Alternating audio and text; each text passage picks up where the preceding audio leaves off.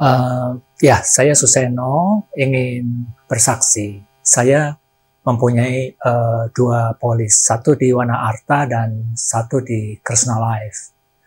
Saya ingin membandingkan kejadian yang menimpa saya.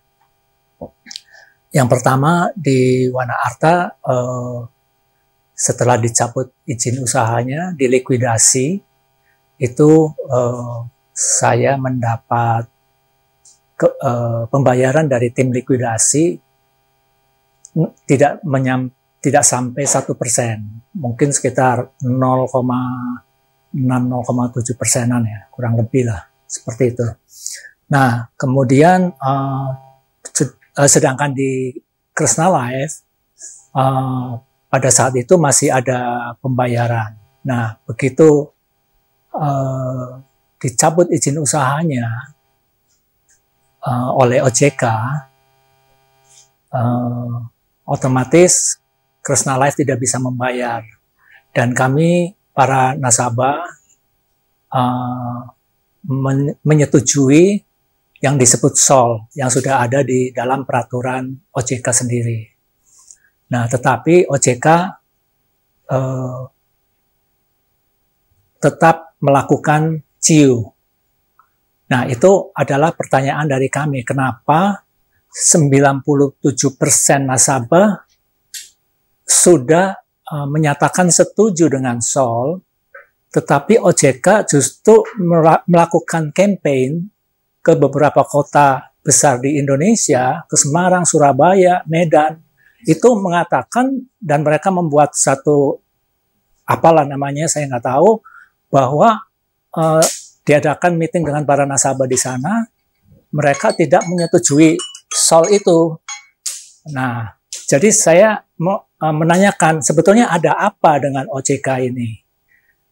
Nah, tolong menjadi perhatian bagi para pejabat, seperti Pak Prabowo, terutama Pak Presiden yang kami hormati, para anggota DPR yang terhormat, dan juga terutama sekarang kepada Mahkamah Agung, kami menyatakan, memohon dengan sangat supaya kasasi yang diajukan oleh OJK bisa dibatalkan, sehingga Kresna Life dapat berusaha kembali dan bisa mengembalikan dana kami kepada para nasabahnya.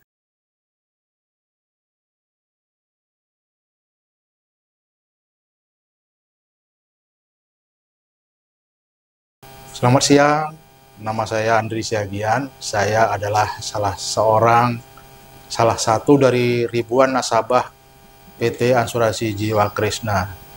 Saya bergabung dengan perusahaan Asuransi Jiwa Kresna itu sekitar Juli 2019. Ya, 2019. Itu saya bergabung menginvestasikan dana pensiun saya, uang pensiun saya, dengan harapan saya mendapatkan hasil investasi yang cukup membiayai hidup sebagai seorang pensiunan bersama keluarga. Nah, kenapa saya menginvestasikan uang pensiun saya di Asuransi Jiwa Kresna? Karena saya tahu bahwa Asuransi Jiwa Kresna adalah salah satu perusahaan asuransi jiwa yang punya rating cukup bagus dalam industri non bank. Jadi dalam industri asuransi itu Kresna pada waktu itu sekitar tahun 2019 itu termasuk yang top rating, sangat bagus. Jadi saya sangat percaya dan yakin bahwa kalau saya menginvestasikan dana pensiun saya ke perusahaan itu, ya insya Allah semuanya akan berjalan baik. Gitu. Nah, pada sekitar tahun 2000 itu memang ada masalah yang sama-sama kita tahu pada saat itu adalah ada wabah COVID. COVID juga melanda banyak negara termasuk kita. Nah, beberapa nasabah bahkan banyak sekali nasabah meras mengambil uang, mencairkan investasinya di Krishna dengan berbagai macam isu. Akibatnya Krishna mengalami kekurangan dana sehingga gagal bayar pada tahun sekitar 2020.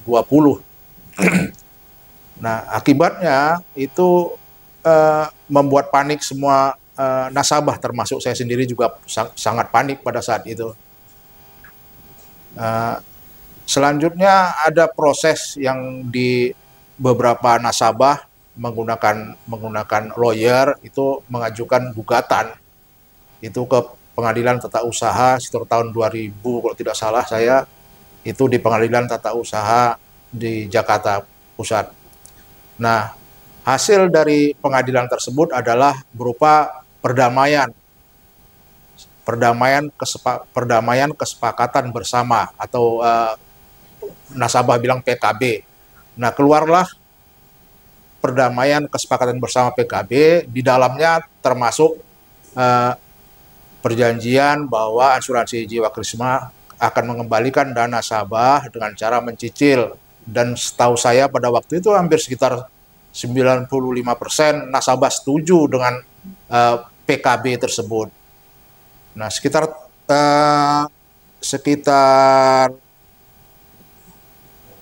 tahun 2001, nah itu Februari 2001 itu proses homologasi perdamaian tersebut dijalankan oleh Krishna. Ya, pada bulan Maret itu semua nasabah yang setuju itu mendapat pembayaran, termasuk saya. Nah, di situ ada proses pembayaran bertahap, setiap 6 bulan itu akan dibayarkan, setiap 6 bulan akan dibayarkan cicilannya. Hingga saya merasakan cicilan itu berjalan lancar, hingga tahun sekitar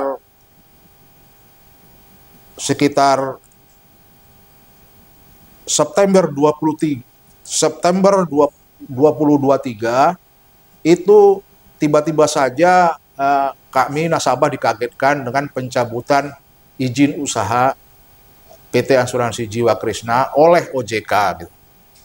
Padahal mulai dari tahun 2021 sampai dengan 2023, pertengahan 2003 itu nasabah mendapatkan cicilan pembayaran sesuai dengan perjanjian kesepakatan bersama tersebut. Nah, termasuk saya. Bahkan saya pribadi itu awal kuartal 1 2003 saya menjalani operasi yang memerlukan dana lumayan besar. Saya mengajukan permohonan ke Asuransi Jiwa Krishna pada saat itu, yang statusnya dalam PKU, pembatasan kegiatan usaha, itu saya dikabulkan. Jadi saya dibantu uang untuk membiayai operasi umbilikal atau operasi hernia yang saya alami pada saat itu. Hingga September 2023 itu saya masih mendapatkan cicilan pembayaran terakhir. Kemudian disitulah yang kita nasabah kaget, ternyata Asuransi Jiwa Krishna sudah dicabut izin usahanya oleh Otoritas Jasa Keuangan. Nah, kita semuanya mencoba bertanya dan membela gitu. Kenapa harus dicabut? Padahal sejak tahun 2021 sampai dengan 2023 itu PT Asuransi Jiwa Krishna sudah melakukan pembayaran cicilan sesuai dengan kesepakatan bersama antara perusahaan dengan nasabahnya. Nah, dalam proses perdebatan dengan OJK, Otoritas Jasa Keuangan, itu kami nasabah dan juga Asuransi Jiwa Krishna mencoba mencari jalan keluar dengan setuju melaksanakan subordinasi loan, jadi semacam pinjaman kepada perusahaan. Jadi sisa dana kami yang kami investasikan di Asuransi Jiwa Krishna itu dianggap sebagai hutang oleh perusahaan. Nah, setahu kami nasabah itu mayoritas itu sangat setuju dengan cara seperti itu, daripada diciu atau ditutup, dilikuidasi perusahaan tersebut yang pada ujungnya pengalaman menunjukkan hasilnya sangat minimum, hampir mendekati nol pengembalian dana para nasabah. Jadi kami tidak menginginkan itu. Kami lebih setuju kepada jalan perdamaian yang akan menuju kepada win-win, sama-sama untung, sama-sama menang. Kami nasabah juga mendapat pengembalian, perusahaan juga dapat hidup kembali. Nah, muncullah proses persetujuan sol tersebut, subordinasi loan tersebut. Mayoritas setuju. Tiba-tiba otoritas jasa keuangan secara sepihak, sepertinya yang kami tahu tuh secara sepihak tiba-tiba resmi mencabut dan membatalkan, tidak menyetujui proses sol tersebut. Padahal setahu kami nasabah, sol tersebut diizinkan sesuai dengan peraturan otoritas jasa keuangan. Jadi dibolehkan. Kenapa kok malah justru OJK tidak menyetujui proses tersebut gitu. Nah, itu yang sangat mengecewakan kami, karena sejak dicabut izin usaha Krisna hingga sekarang tidak ada Rp1 pun cicilan yang bisa dibayarkan oleh asuransi jiwa Krisna, karena semua rekening, semua perusahaan, semua kantor sudah ditutup dan diblokir. Nah, sekarang dalam proses kami nasabah termasuk juga asuransi jiwa Krisna mendukung proses tuntutan untuk mencabut izin usaha tersebut, pembatalan cabut izin usaha tersebut terhadap OJK. Nah, setahu kami itu kami sudah menang di Pengadilan Negeri Tata Usaha Negara, dan juga kemudian menang juga di Pengadilan Tinggi Tata Usaha Negara, dan sekarang yang kami herankan itu otoritas jasa keuangan justru kasasi ke Mahkamah Agung. Kami sebagai nasabah sudah ingin berdamai dengan asuransi jiwa Krisna. Biarkanlah kami yang berdamai dengan perusahaan. Kami berharap bahwa otoritas jasa keuangan mengawasi. Kalau misalnya nanti asuransi jiwa Krisna gagal atau tidak patuh pada perjanjian yang sudah disepakati bersama, itu adalah hak otoritas jasa keuangan untuk juga melakukan tindakan. Tapi beri kesempatan, jangan langsung menutup kesempatan tersebut yang kami para nasabah menjadi tidak jelas ujung-ujungnya. Demikian yang bisa saya sampaikan, bahwa penuh pengharapan kami kepada para majelis hakim yang di Mahkamah Agung untuk menolak kasasi otoritas jasa keuangan yang kami anggap semena-mena menggunakan otoritasnya tanpa ada sedikit pun perlindungan terhadap konsumen. Kami merasa tidak melindungi.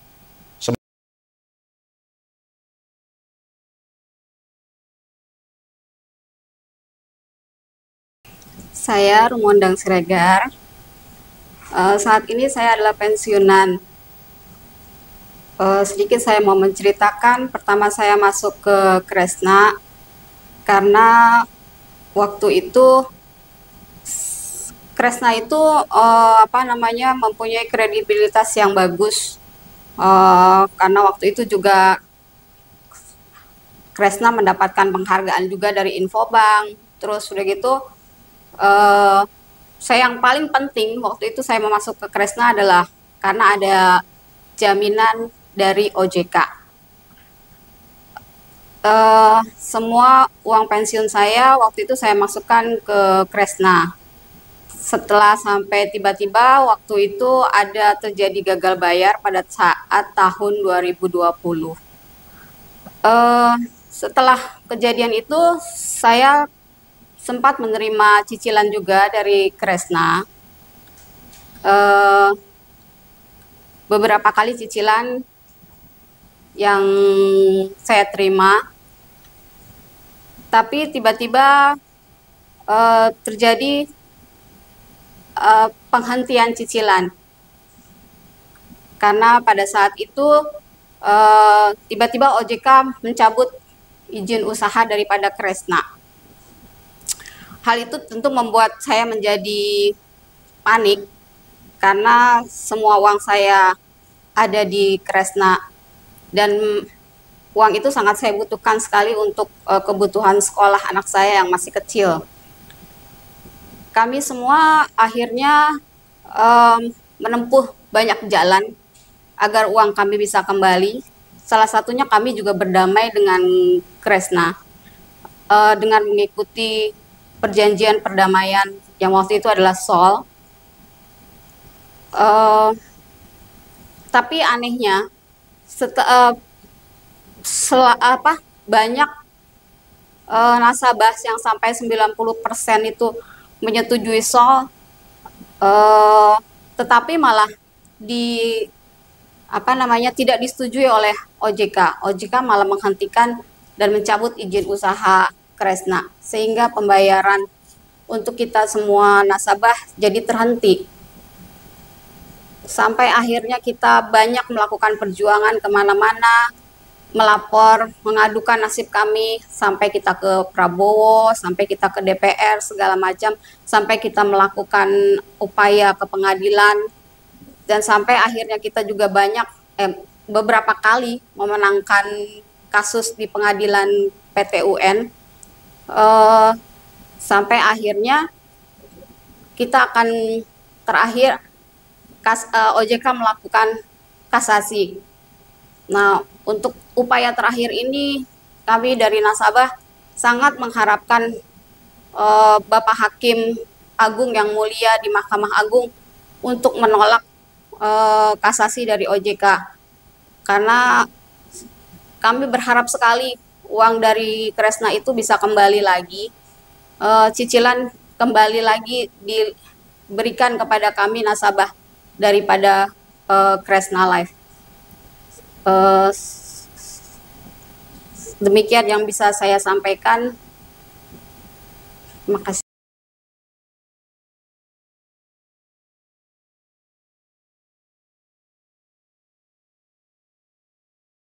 Selamat siang, saya Ana. Saya adalah nasabah dari asuransi Kresna. Saya bergabung dengan Kresna pada bulan Agustus tahun 2019. Sebelumnya adik-adik saya juga sudah bergabung dengan Kresna, jadi saya tertarik dengan bergabung dengan Kresna selain atas saran dari adik-adik saya, dan saya juga melihat Kresna suatu perusahaan asuransi yang cukup kredibel dan dilihat cukup sehat, karena adik saya sudah merasakan manfaatnya. Dan salah satu pilihan saya ke Kresna itu karena ada logo OJK-nya, sehingga membuat keyakinan saya bahwa ini perusahaan berada dalam sebuah pengawasan lembaga pemerintah. Jadi saya pribadi percaya bahwa lembaga ini akan diawasi oleh OJK.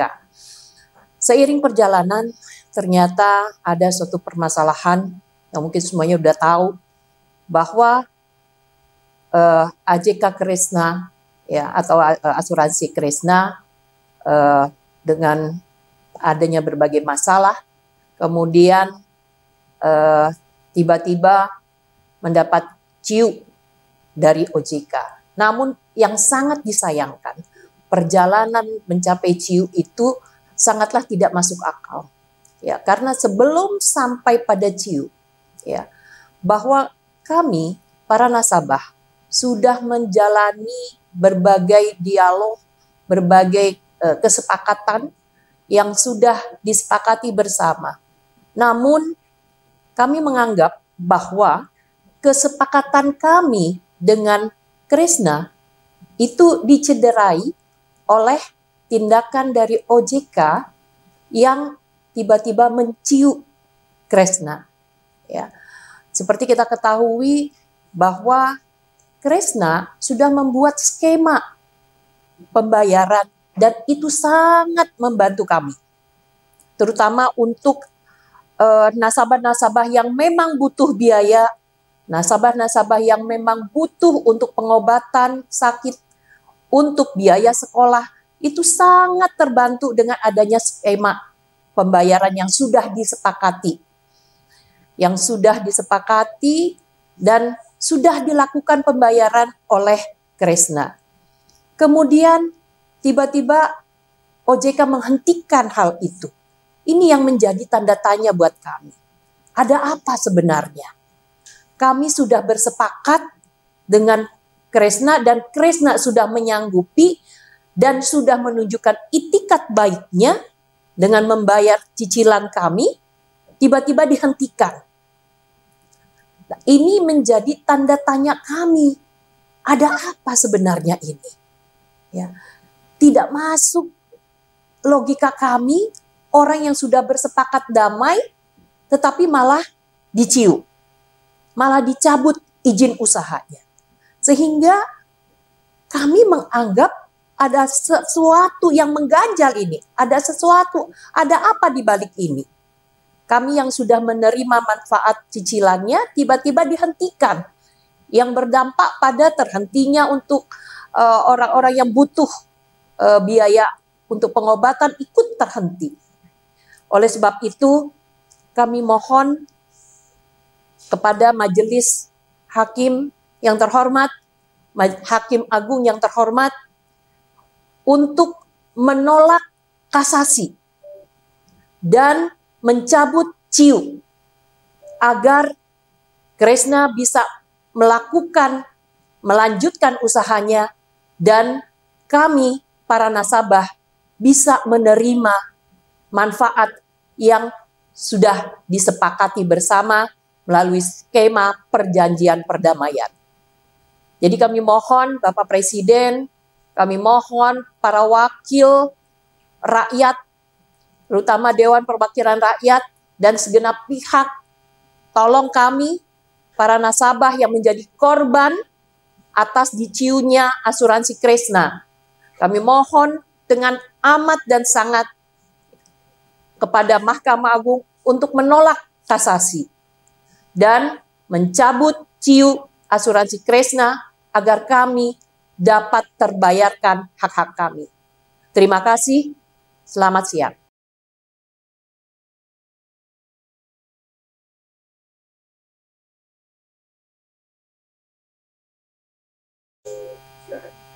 Ya, nama saya Gandhi.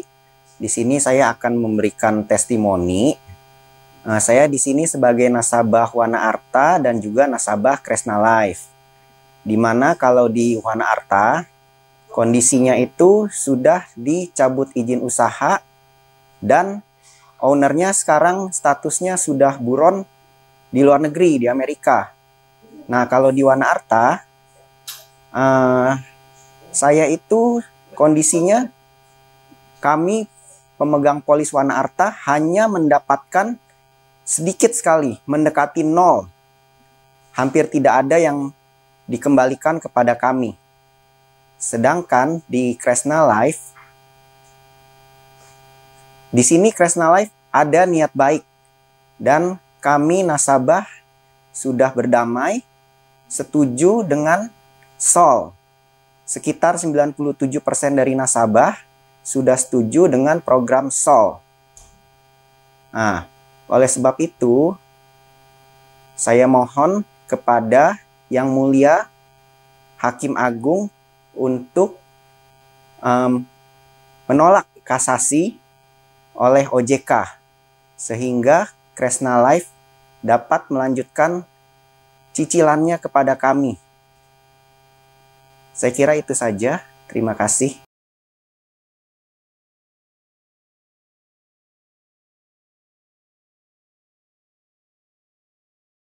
Ya, nama saya Gloria. Saya berinvestasi di PT Asuransi Jiwa Kresna sejak November 2019 bersama dengan anak-anak kami.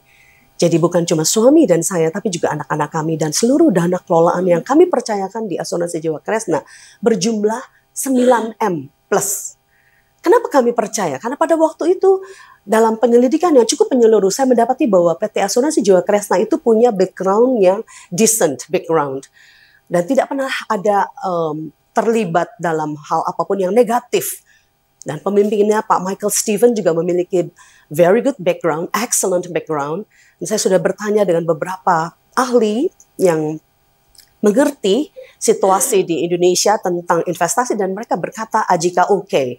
Tapi kenyataannya saudara, di bulan Februari tahun 2020 kami menerima surat cinta pertama yang mengatakan oleh karena eh, ada efek rush dari asuransi jiwa yang sudah tumbang sebelumnya, maka diharuskan perpanjang 6 bulan secara paksa, forcefully extend 6 months. Seharusnya kami hanya 6 months saja. Dan itu adalah uang kami seluruhnya, saudara. Puluhan tahun jerih lelah dari suami saya dan masa depan anak-anak saya. Kami pertaruhkan di situ hanya untuk 6 bulan, tapi dipaksa rolling another 6 months. Dan kemudian di bulan Mei 2020, oleh karena dikatakan kami terima surat cinta yang berikutnya dari AJK, oleh karena pandemik, oleh karena banyak hal dikatakan, maka mulai saat itu kami tidak lagi dapat menerima benefit 0 rupiah. Dan termasuk tidak punya akses kepada investasi kami sama sekali untuk jangka waktu yang tidak terbatas, yang tidak diketahui. Nah, itu pukulan yang sangat berat bagi saya pribadi dan seluruh keluarga. Karena seluruh uang kami, kalau orang lain punya investasi bidang lain, punya tanah, ini seluruh uang kami, seluruh hidup kami ada di situ. Nah, saudara, saya cuma ingin berkata bahwa dalam hal ini OJK sudah gagal melindungi nasabahnya. Saya mau katakan bahwa OJK itu adalah lembaga independen yang didirikan oleh pemerintah Republik Indonesia, NKRI, yang tugasnya adalah berfungsi untuk mengatur, mengawasi, melindungi sektor jasa keuangan termasuk perbankan, pasar modal, industri keuangan non-bankan seperti asuransi, dana pensiun, dan perusahaan pembiayaan. Jadi ketika kami masuk, kami percaya penuh bahwa OJK sudah ada tangan OJK, accredited by OJK di sana. Dan kemudian, kenapa saya katakan OJK gagal? Karena pada waktu dikatakan bahwa ini produknya produk tidak baik, dikatakan kepada Pak Michael Steven, produk Kalita pada waktu itu. Harusnya kalau tidak baik, tidak harus tunggu sampai ribuan nasabah masuk, ada 6.900 pemegang polis dari seluruh Indonesia. Dan ada 6,4 triliun dana kelolaan yang sudah dipercayakan kepada PT AJK. Kenapa sesudah dana begitu masuk baru dikatakan ini produk tidak baik? Dalam hal ini saya ingin mengingatkan, saya awam, tapi saya ingin mengingatkan Pak OJK. Salah satu fungsi OJK utama adalah regulasi dan pengawasan. OJK bertanggung jawab mengawasi sektor jasa keuangan agar berjalan sesuai dengan prinsip kehati-hatian, transparansi, dan stabilitas keuangan. Itu tidak dijalankan atas PT AJK. Kalau itu tidak dijalankan, tidak ada cerita.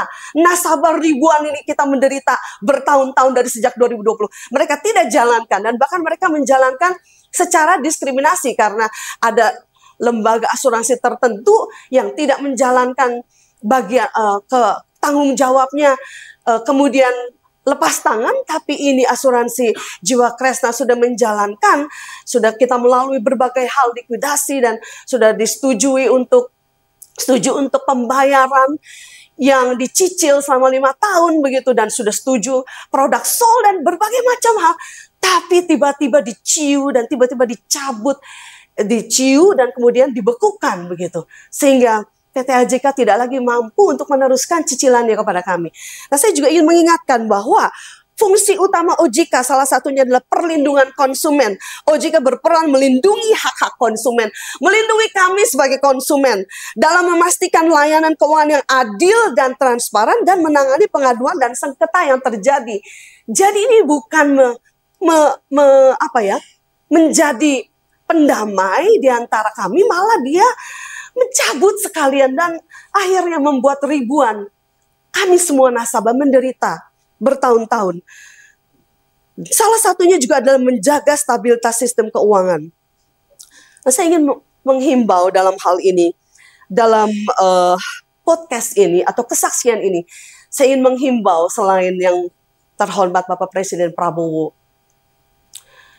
dan juga Bapak Wakil Presiden, saya juga ingin menghimbau Pak Mahendra Siregar, khususnya saat ini sebagai Ketua Dewan Komisioner Otoritas Jasa Keuangan untuk periode tahun 2022 sampai 2027, dengan menilik latar belakang Bapak Mahendra yang terhormat yang memiliki pengalaman luas, pernah menjabat sebagai Wakil Menteri Luar Negeri, Duta Besar Indonesia di Amerika Serikat, Kepala Badan Koordinasi Penanaman Modal 2013-2014, Wakil Menteri Keuangan 2011 sampai 2013, Wakil Menteri Perdagangan, dan meraih gelar bukan cuma sarjana ekonomi dari Universitas Indonesia, tapi juga Master of Economics dari Monash University Australia. Saya menghimbau Pak Mahendra untuk turun tangan, untuk menolak kasasi yang dilakukan oleh OJK.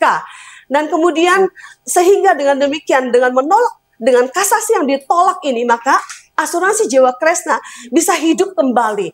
Bisa hidup kembali, bisa dicabut pembekuannya, sehingga dengan dicabut pembekuannya dan dibuka kembali, maka mereka dalam hal ini, the ultimate shareholder of PT AJK, Bapak Michael Steven, dan jajarannya, mendapatkan kesempatan kembali untuk mungkin mendapatkan investasi dari luar negeri yang mau berinvestasi, menanamkan uangnya lebih lanjut di PT AJK. Dengan demikian kami punya harapan uang kami untuk dibayar.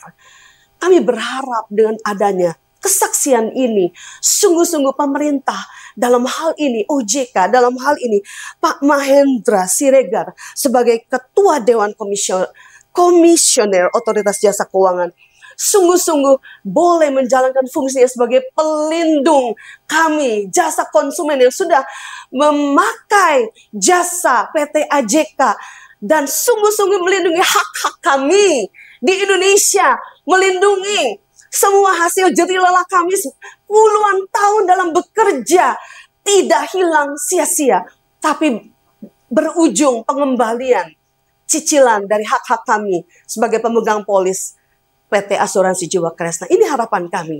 Nah, saya berdoa, Tuhan tolong seluruh proses ini dan jadikan proses ini berhasil dengan kemenangan di pihak pemegang polis. Win-win solution bagi PT AJK. Thank you. God bless you.